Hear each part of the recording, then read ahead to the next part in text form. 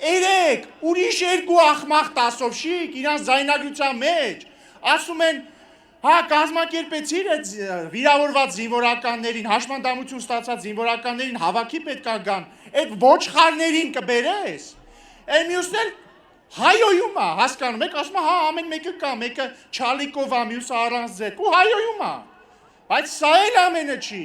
դրա նախորդ օրվա մյուս երկու ախմախ տասովշիկները խոսում են նրանց մասին, թե ինչպես են Ղարաբաղցիներին օգնություն տվել, ու ասում են այդ սրիկաները ոնց մեզ չեն պաշտպանում, ու էլի հայոյում են։ Ժողովուրդ, մենք գործ ունենք տիեզերական մասշտաբի պղծության հետ, ու այս պիղծերին պետք է քաղաքականապես ոչնչացնենք։ Ընդ որում, պիղծ ասեցի, հիշեցի։ Ժողովուրդ, լսած կլինեք, մի հատ սկանդալ էր վերջերս տեղի ունեցել համաշխարհային։ Ջեֆրի Էփստինի սկանդալը, ամերիկացի մի հատ հարուստ մարդ, միլիոնատեր, որը բռնվել էր նրա վրա, որ ինքը տարիներ շարունակ եղել է մանկապիղծ,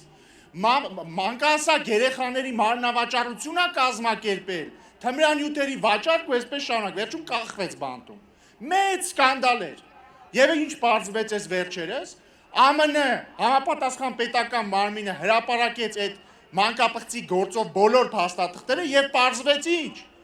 Մեր աստվածավախ, հայրենասեր, ավանդապաշտ, բարերար, բարեպաշտ, ուժեղ, հզոր, ուժեղ Սամվել Կարապետյանի փաստաբան Ռոբերտ Ամստերդամը